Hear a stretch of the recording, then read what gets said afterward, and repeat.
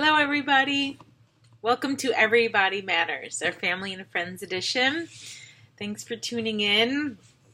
This is our time every month where we just get to share some insights and bring some awareness to perhaps something that one of your loved ones is struggling with.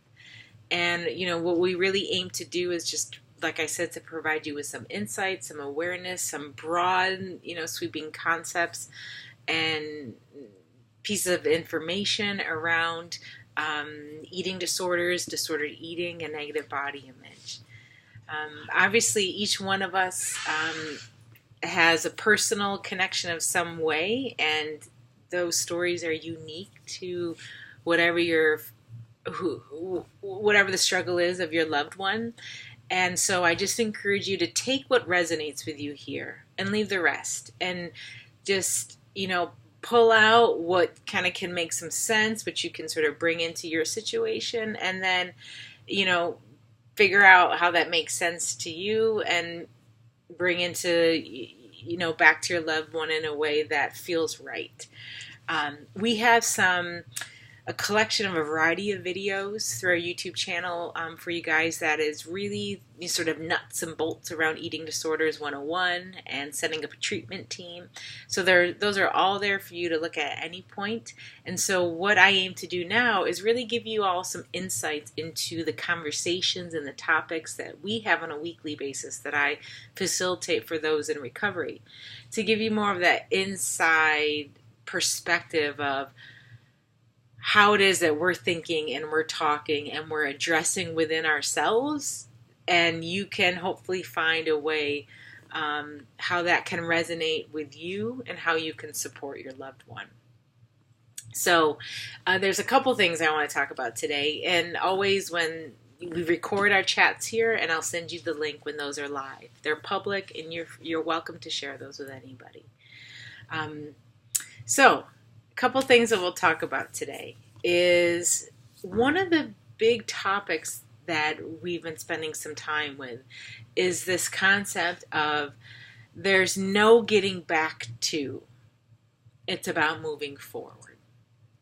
So what that means specifically is, how often have you found yourself, and even your loved one perhaps, in this cycle of thinking that's about, I wish I could get back to blank. I wish I could get back to when, like, a certain time of life, a certain stage of my physical health, a certain image of my body. I wish I could get back to. It's this romanticizing thought of, I wish I could get back to blank, fill in the blank. And a lot of times for those of us in recovery, you can really get stuck in that loop as, I wish I could get back to before this all happened. Or I wish I could get back to the time when something didn't happen, which then resulted me in this eating disorder, right? It's this wanting to get back to a time of our lives. And what's so important in recovery is that it's all about moving forward. A very common and accepted cultural norm is for many of us to say, oh, I wish I could get back to that body I had. I wish I could get back to when I was 10 pounds thinner, or what I looked like, a year ago.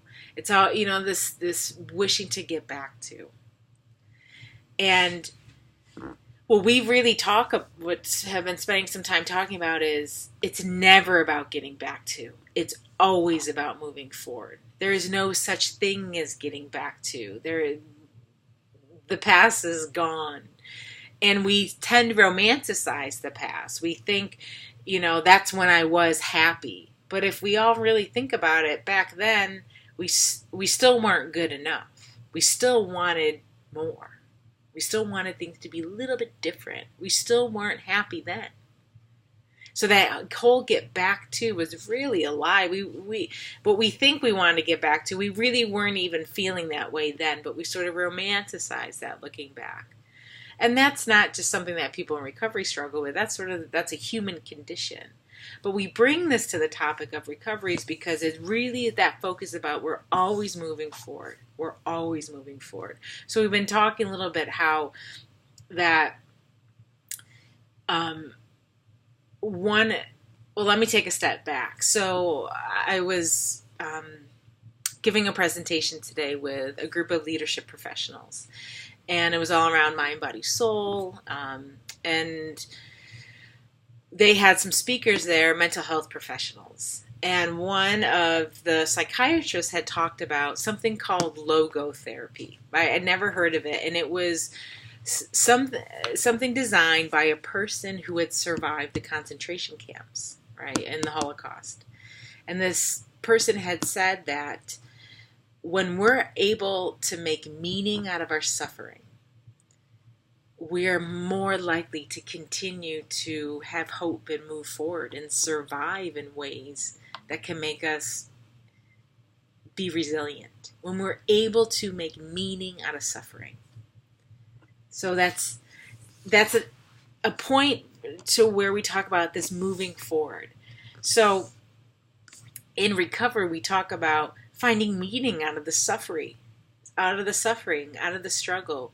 And it's not always easy. It's not easy to do depending on where you are in the struggle and where your loved one is in the struggle. You know, there's stages and phases of recovery, and it's not linear. It's this ebb and flow. It's sort of ebb and flow. It's sort of an ebb and a flow. But when we're able to identify meaning at any stages is such an important aspect of cultivating some resilience, to helping us to keep moving forward. Because this whole going back to it doesn't exist. And we've been talking about how we can anchor our thoughts, like ground ourselves into, okay, so now what? What have I learned? Where am I today? What is important to me now? How do I want to continue to be and move through the world? So for your loved one, wherever they are at that stage of recovery, if you find them romanticizing this idea about going back, you can help them shift that language and say, hey, what if we think about it's about moving forward? Because here's the thing, and this is what we said on the chat, and this is something you could bring to your loved one, is life doesn't stop moving forward. The sun's going to come up tomorrow. It's going to go down. It's going to go up. It's going to go down. Life doesn't stop. It is always moving forward, whether we like it or not. So let's say the way we can manage life easiestly is by continuing to roll with it. And then engaging your loved one and say, hey, what is one thing you think, like something that you think you've been able to get out of the suffering?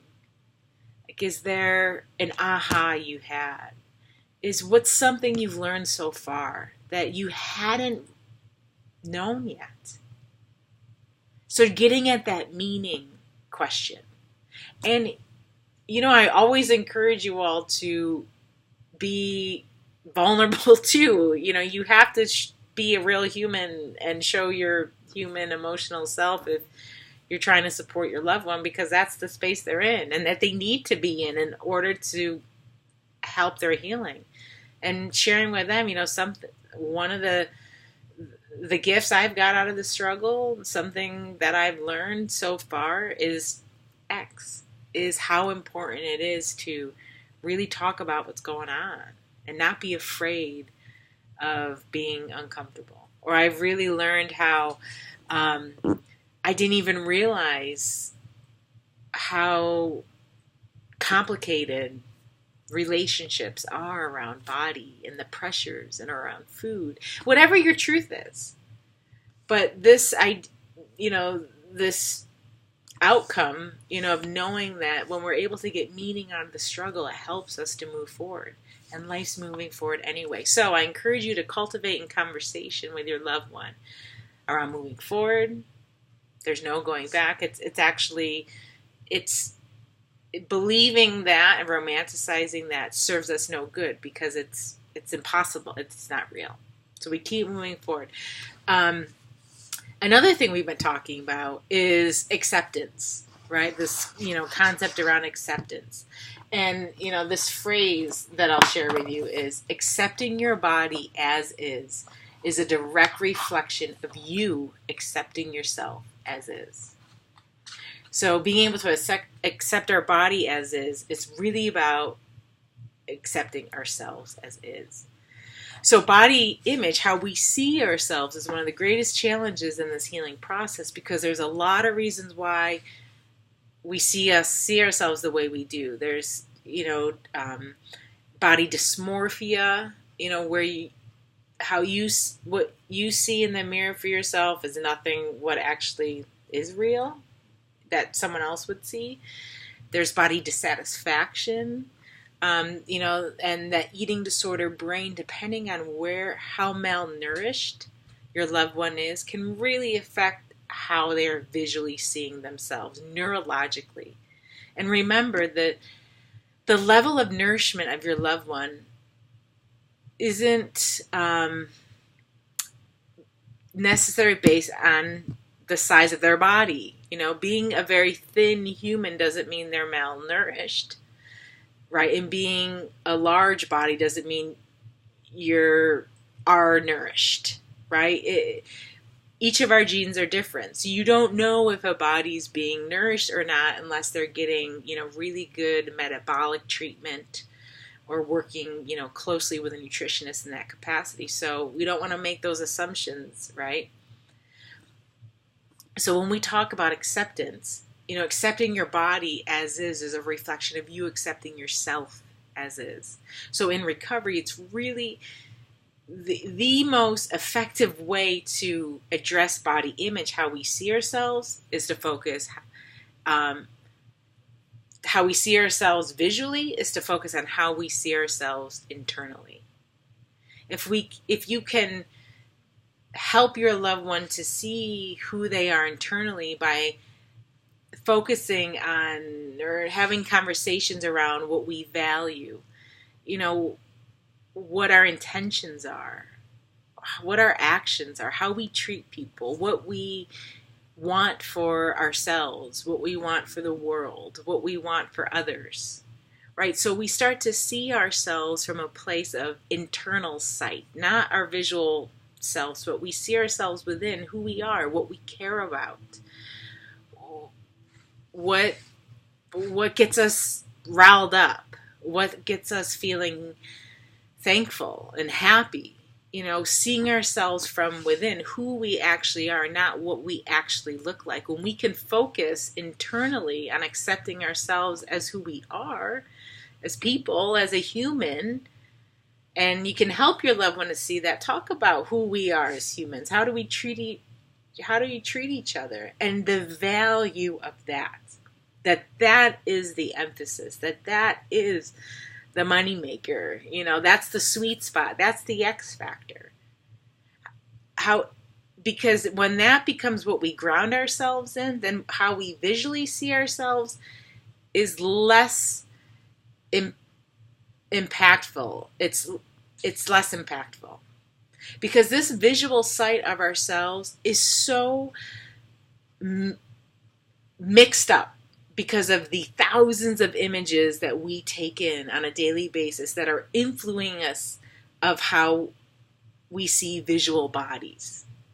So no matter how conscious we can be that a body is beautiful in all shapes and sizes, and it goes against the laws of physics if you're taking in thousands of images all day that are cultivating a culture that's saying this is what you need to look like. As conscious as that doesn't make sense, it's still going to affect you subconsciously, right? Our mind isn't just one-dimensional.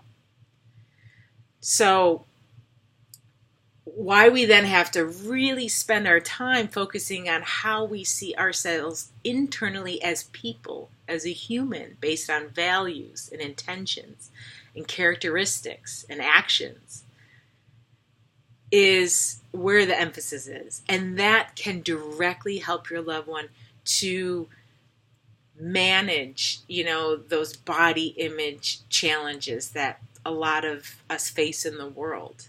it actually helps them heal that and find a way to be resilient through all that constant negative messaging by focusing on the internal sense of self. And you can really help your loved one through that process. You can help them reinforce who they are, right? Not what they do, but who they are. Who they are informs how they act, right? It's about their humanness. And really keep bringing it back to that. Because they're needing to create a new sense of identity that's not wrapped up into what they look like. And not that we necessarily make that our full identity, but that becomes dominant in some way. And that becomes dominant in some way. It's different for all of us why your loved one is living in the space. But many times that becomes dominant because it's protecting them from experiencing other pain, other discomfort. And that's, this part where I want to share about how you can support them about holding space for uncomfortable feelings, right? About how you can have conversations around difficult emotions, around anger, sadness, fear, worry, guilt, shame, insecurity.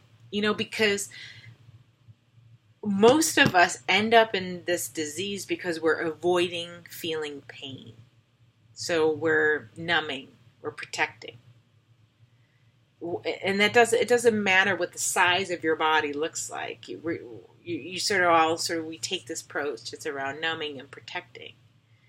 And so the more that you can just do your own emotional connection and sort of breaking through those barriers within yourself and be in conversations with your loved one that are below the surface, is helping them that becomes more normal, a normal way of being I can talk about what I'm feeling shameful about right now or insecure or afraid. So the last little nugget here I wanted to bring into our conversation today, particularly this time of year, we're live right now in the summer month. We're about, it's June, so depending on where you are.